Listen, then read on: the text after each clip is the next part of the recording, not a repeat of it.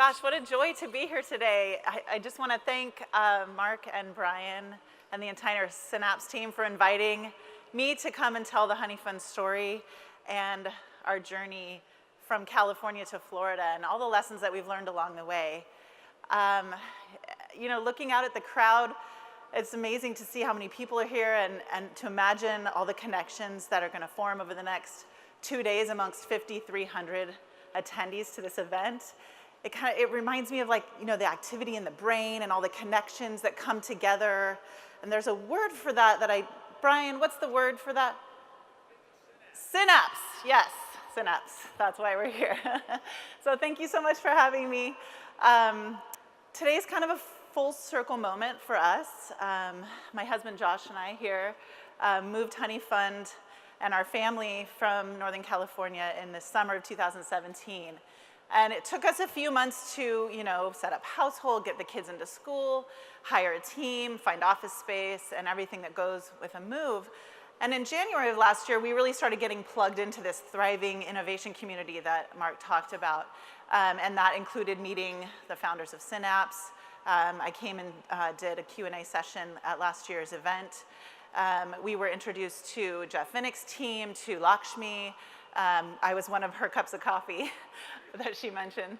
And it's really amazing to be back here a year later. And I want to tell you all about what we've done in the last year, just like Lakshmi did. But first, I want to back up and tell you the Honeyfund story and share with you some of the lessons we learned along the way. If you're an entrepreneur, you might want to take some notes. We learned these lessons the hard way, and I'm just handing them to you for free today. So let's get started. So in the early 2000s, Josh and I were, a young couple in our 20s. We were college graduates. We'd just survived the dot-com bust. We had good jobs. He was growing a career in software engineering and myself in marketing. And as we started to look at what our married life would be like after we got engaged, we really envisioned sort of a life of personal freedom. And that's why we chose entrepreneurship conceptually when we first started our lives together. And we really wanted not only the personal freedom, but of course the financial freedom that comes with growing your own business. So that really brings me to our first lesson, which is formal education will make you a living. Self-education will make you a fortune. So we really dove into the self-education of what we needed to know to be entrepreneurs. We were reading about financial freedom, Rich Dad, Poor Dad, a classic on this topic. We attended a wealth expo in San Francisco with speakers like Tony Robbins. We learned to save and invest. We signed up for investing courses. Josh was learning about tax lien certificates and real estate investing. And we were paying off our debt and saving money for our own wedding. Planning a wedding in San Francisco is not cheap. The average cost of a wedding then was about $30,000. Today it's $35,000. We were living together and we had all this stuff. And we wanted to save money on the cost of the wedding and the honeymoon. And so we had to get creative about the budget. And again, we're thinking of our financial future. We didn't want to go into our married lives together with a bunch of debt. So, we kind of had this idea of a honeymoon registry. And you all know that we pitched it on Shark Tank. And I'm going to tell you about that, but not yet. It's not time for Shark Tank yet. And that brings me to lesson number 2, patience. This is my personal hardest lesson. So I'm asking you guys to be just a little bit more patient with me today. I like to say Om, which is, of course, this is the Om symbol, when we need to be a little patient. So let's go back to our story. We were dreaming of a honeymoon in Fiji. We thought it sounded exotic. We didn't realize it was halfway around the globe from San Francisco and expensive to get to. We'd heard of the concept of a honeymoon registry, but we didn't really like any of the sites that we found, and this was 2005. The web standards of 2005, were starting to get a little better, but the sites we found were outdated even for that time frame, and they charged really high fees. So we didn't want to give up a bunch of money in fees that we could spend on our honeymoon. So Josh, our software engineer, to the rescue. He built a makeshift honeymoon registry for our own wedding. And that brings me to lesson number 3, the MVP, minimum viable product. So this is our actual wedding registry from 2005. You can see kind of the old school buttons, purchase buttons, lots of reading, not a lot of imagery. And this is kind of, fancy for 2005. And Josh built it. He was a software engineer at Adobe Macromedia at the time. And he used some of their creative tools and Dreamweaver to come up with a wedding website. And we just listed all the fun stuff we wanted to do on our honeymoon. Things like spa massages and hotels and island hopping around Fiji. And we ended up with $5,000 from our wedding guests. They absolutely loved the concept. They raved about how fun it was to buy an experience versus a thing. Again, this is back in 2005, before Groupon and lots of kind of experience giving became the rage. We went to Fiji with an extra $5,000, and here we are on the island from Castaway, the movie with Tom Hanks. And it really was a trip of a lifetime. And that's when we had this light bulb moment. We were aspiring entrepreneurs. We had this MVP, we'd put out this MVP just to serve our own needs. And our wedding guests, our customers, raved about it. So we thought this could be our business. And not only did they rave about it, but they actually asked us if we would build something like it for other couples. Because at that time in San Francisco, there were lots of couples living together in one-bedroom apartments with all this stuff. And they didn't need, the traditional wedding gifts. They wanted money for either their home or a honeymoon or something exciting, an adventure to start their lives off. So 11 months later, we launched Honeyfund. That was March of 2006. We were signing up about 100 couples per month. We had a very small AdWords budget. And our revenue model was going to be advertising. Well, you can imagine that we had to pivot pretty fast on that when we only had 100 people per month signing up. Who's going to buy advertising for a few hundred eyeballs? So this brings me to lesson number 4. We quickly kind of learned, started reading about innovation cycles and development of startups and concepts. Josh picked up the book. What's the build, measure, learn guy? Lean Startup, thank you, Josh.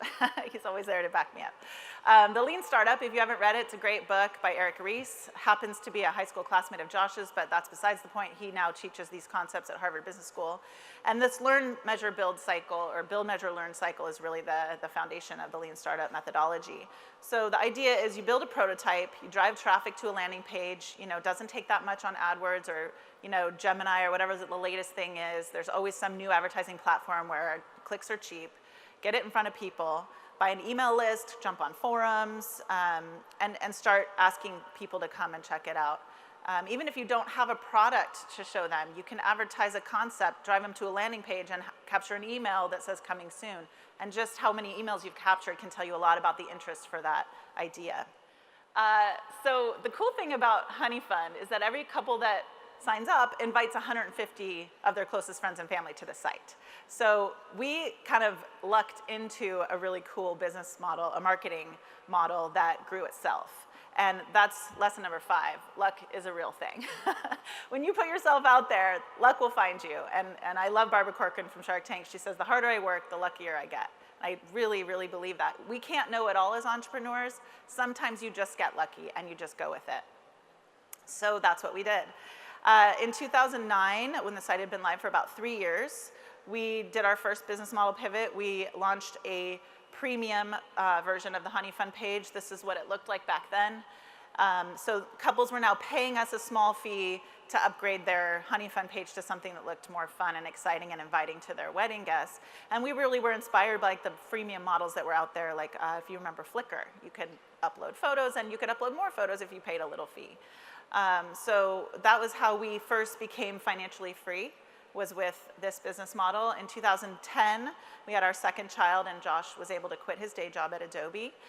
And because of that viral marketing quality of Honeyfund, the site kept growing to the point where organically we were featured in 2011 on MarthaStewartWeddings.com. Their idea of the day. And that we remember that day clearly. It was our son's first birthday, and it drove a ton of traffic to the site. And we were, like, oh my God, what's happening? And it was such a cool moment. It was like a breakthrough moment for us as a brand. In 2012, we were featured as one of Time's top 50 websites, and we started hiring our first employees. Josh and I really felt like we could do more than just answer email and keep the site running. We could start being thoughtful about strategy and what we want to do to grow the site. And then in 2014, guess what? We entered the Shark Tank. Actually, Shark Tank called us, which was a really cool, another really good stroke of luck. Someone on the crew had used Honeyfund and invited or referred us to the casting director, which is another lesson here for you today. A great product sells itself. So, just the fact that we were there, that people gave gifts on it, that people thought it was a cool idea, and that we did it well, ended up selling us to Shark Tank. And what a great stroke of luck. We ended up with a deal from Kevin O'Leary, Mr. Wonderful. And yes, he's really like that, exactly like that in person, if you've watched the show. So at this point now, we've had 7 years of vision, hard work, dedication, and it's paid off, right? End of story? Happily ever after? Well, it turns out that's kind of just the beginning of the story, because when you take venture capital, from a shark, no less, that comes with pressures that you might not have before. So yes, don't get me wrong, we chose this path. We wanted to walk into the Shark Tank, get a deal, and commit ourselves to growing. And we did consciously decide that we were going to give up a bit of our personal freedom to do that. And we really wanted to, we had a vision of an exit that would eventually let us gain that personal freedom back. But it was challenging, I'm not gonna lie.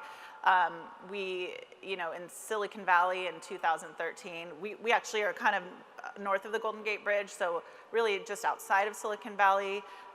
We spent 2.5 years really trying to grow a team that, a good agile product team that could help us, innovate on the site.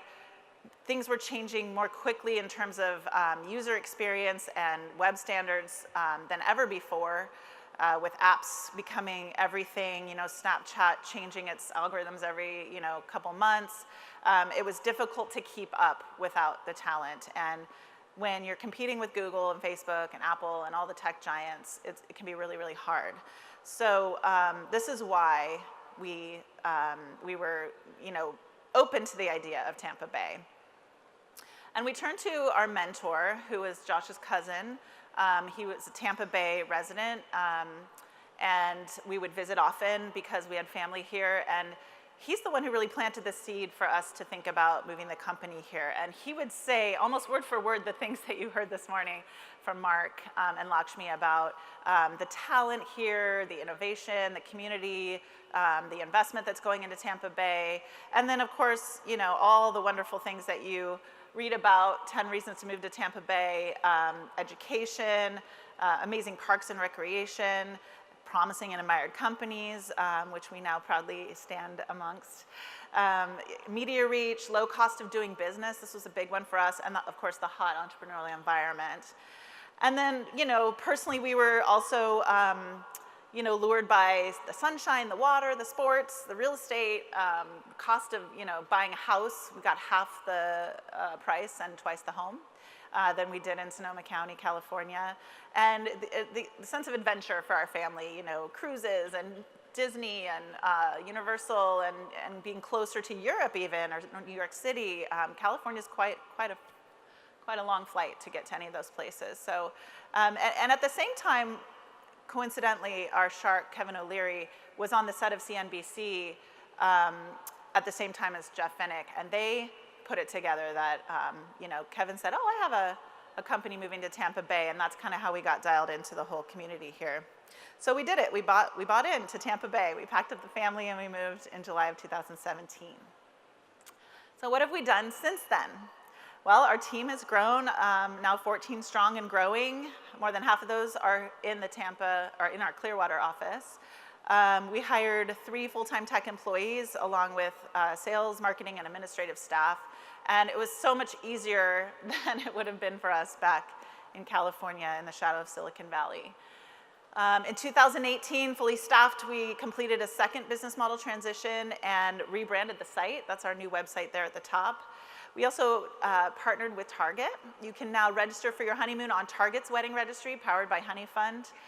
And in 2019, we're now set up to have a breakout year for the company, to grow our user base, our revenues, far beyond what we could have done in Sonoma County, California.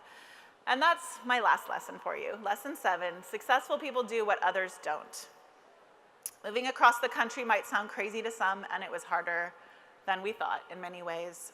But successful people do the hard things that others don't do. And moving for us was a huge step towards success, and it was the right move. And so as we close out our time together today, I just wanted to pose a challenge to you. You're sitting here amongst thousands of other people. What can you do today or tomorrow that other people wouldn't typically do? Can you shake a few more hands? Can you walk up to a company and ask if they're hiring? Can you ask for an introduction or advice from a venture capitalist? Can you talk to potential customers or investors about your idea? There are more than 5,000 people for you to connect with here. And I'd love to really challenge you to make the most out of the next 2 days.